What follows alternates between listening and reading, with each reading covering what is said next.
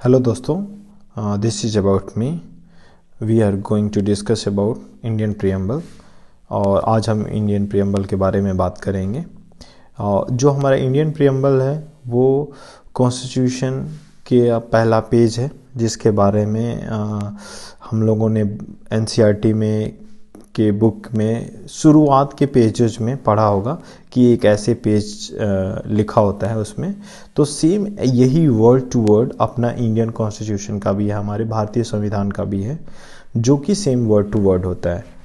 तो इसमें इम्पोर्टेंट चीज़ क्या है, हमारे जैसे जो एस्पिरेंट हैं, सिविल सर्विसेज एस्पिरेंट हैं, या स्टेट पीएससी वाले एग्जाम एस्पिरेंट हैं, या फिर इन जनरल समझने के लिए कि हमारा जो इंडियन कॉन्स्टिट्यूशन है वो किसके बारे में बात करता है, या फिर उसको कैसे समझा जा सकता है एक छोटे से दायरे में, वो हमारा इंडियन प्रियम्बल बताता है। But for exam perspective we must know about the keywords given in the Indian preamble. तो हमारा जो social, economic, political, belief, faith, worship, other words are like status, opportunity, dignity of individual, unity and integrity of India, ये बहुत important है। सबसे best तरीका क्या है कि हम इन सब वर्ड्स को अच्छे से जान लें।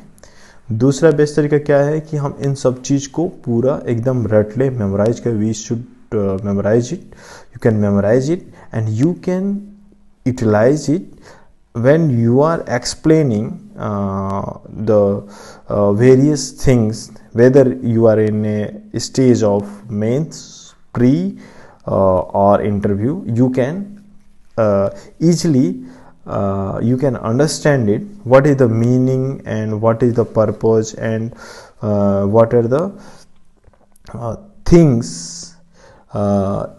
And at a various time we do guessworks in prelims examination, so we can utilize these preambles. So इसके बारे में कुछ कुछ कीवर्ड हैं जिसके बारे में हम लोग जानेंगे, बट बिफोर दैट पहले हम इसके बारे में थोड़ा जान लेते हैं, इसके बैकग्राउंड को। ठीक है, तो इसके बैकग्राउंड के बारे में हम जब भी जानने की कोशिश करते हैं तो इसमें कुछ चीज़ें हैं। पहले इसका हम मीनिंग जान लें क्या होता है। तो इन जनरली प्रियम्बल का मतलब या क्या हो सकता है, समरी, सेंस, प्रीफेस, या हमारी इंडियन कॉन्स्टिट्यूशन का ऑब्जेक्टिव क्या है वो प्रियम्बल में बताता है। एक कॉन्स्टिट्यूशनल एक्सपर्ट हैं एन.ए. पालखीवाला, वो बोलते हैं कि ये आइडेंटिटी कार्ड है इंडियन कॉन्स्टिट्यूशन का। और ये जो अपना इंडियन कॉन्स्टिट्यूशन है या प्रियम्बल है, ये क्या है कि पंडित जवाहरलाल नेहरू ने कॉन्स्टिट्यूएंट असेंबली में ऑब्जेक्टिव रेजोल्यूशन ड्राफ्ट भी किया था और मूव भी कराया था, इसके बेसिस पे है। तो और जो आइडिया प्रियम्बल है वो कहाँ से लिया गया, अमेरिकन कॉन्स्टिट्यूशन से। और जो 42nd कॉन्स्टिट्यूशनल अमेंडमेंट है उसमें अमेंडमेंट किया गया था इस प्रियम्बल में, जिसमें 3 वर्ड का यूज किया गया था, socialist, secular and integrity word. तो एक्चुअली में 3 वर्ड को माना जाता है, बट टेक्निकली 4 वर्ड थे एंड एक वर्ड है जिसको जोड़ा गया था, बट इन जनरली हम 3 वर्ड ही मानते हैं, सोशलिस्ट, सेकुलर एंड इंटीग्रिटी। सो और ये और क्या बोलता है कि it embodies the basic philosophy and fundamental values on which constitution is based. जो प्रियम्बल है वो हमारा बताता है कि बेसिक फिलॉसफी क्या है इंडियन कॉन्स्टिट्यूशन की, जो फंडामेंटल वैल्यूज हैं वो क्या है हमारे इंडियन कॉन्स्टिट्यूशन के, उसके बारे में प्रियम्बल बताता है। तो इतनी जानकारी हो गई है। और इसके बारे में और भी कुछ लोग बोलते हैं, उसको हम लोग यहाँ देख सकते हैं कि जैसे के.एम. मुंशी हैं, उन्होंने क्या बोला था इंडियन प्रियम्बल के बारे में। उन्होंने बोला था it is a horoscope of our sovereign democratic republic. Pandit Thakurdas Bhargav ने क्या बोला था, soul of the constitution. Sir Ernest Barker ने क्या बोला था, key note of the Indian constitution. तो ये क्या है कि बहुत इंपॉर्टेंट है एग्जाम पर्सपेक्टिव से। आप अगर जानते रहेंगे तो स्टेट पीएससी या फिर यूपीएससी में डायरेक्ट क्वेश्चन, यूपीएससी में कई बार पूछा गया है, अब तो नहीं पूछे जाते हैं लेकिन कभी भी पूछे जा सकते हैं, but in general frequently state PSC में ये क्वेश्चन हमेशा ही आते हैं।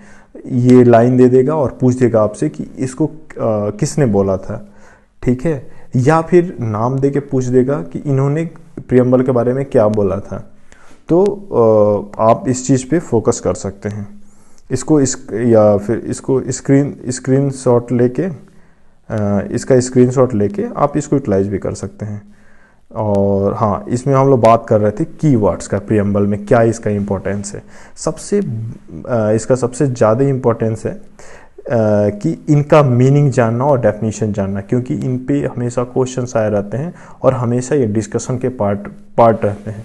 बेहतर ये चीज़ लोकसभा, राज्यसभा या पॉलिटिक्स, हमेशा इस सब चीज़ का डिस्कशन होते रहता है या इस पे बातें होती रहती हैं या इससे रिलेटेड जजमेंट आते रहते हैं। तो आपको वेरी वेरी क्लियर होना पड़ेगा इसके बारे में, इस वर्ड का मीनिंग क्या है, इसका डेफिनेशन क्या है और इसका यूटिलाइजेशन कैसे हो सकता है। जैसे कि प्रियम्बल में डायरेक्ट मीनिंग कभी कभी पूछ देता है। जैसे 2019 के यानी 2019 UPSC prelim civil services CSC 2019 में उन्होंने लिबर्टी का मीनिंग पूछ रखा था।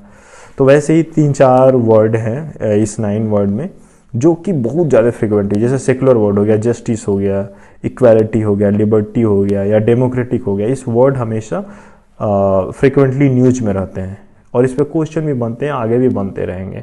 तो आपको मेंस में इस बार 2020 वाले मेंस में यूपीएससी की बहुत सारे इन्होंने सेकुलर वर्ड से पूछा, 19 में भी पूछ रखा था। तो ऐसे ऐसे करके ये वर्ड पे आप पे कमांड होनी चाहिए, ठीक है। चलिए उसके बारे में हम लोग बात करते हैं। हाँ, एक और क्वेश्चन ये आता है कि क्या ये जो प्रियम्बल है वो इंडियन कॉन्स्टिट्यूशन का पार्ट है या नहीं है। तो पहले सुप्रीम कोर्ट ने स्टार्टिंग में 1996 में बेरूबरी की यूनियन केस था, उसमें नो बोला था। बट बाद के केसेस में केशवानंदन भारती केस में यस बोला और LIC केस में बोला था।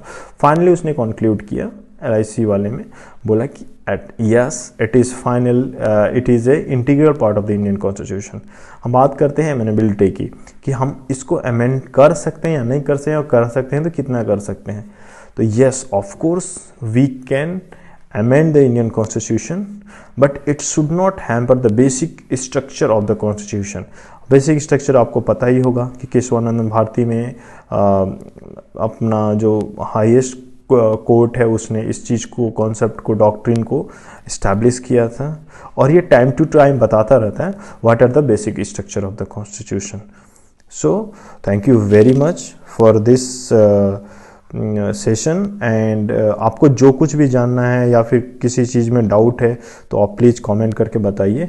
हम लोग इसके बारे में फिर आपको नया सेशन बताएंगे और आपको अच्छा लगा हो तो आप बताइए कि कितना अच्छा लगा। अकॉर्डिंगली हम लोग इस पे और वीडियोस बनाएंगे। सो thank you very much for your patience.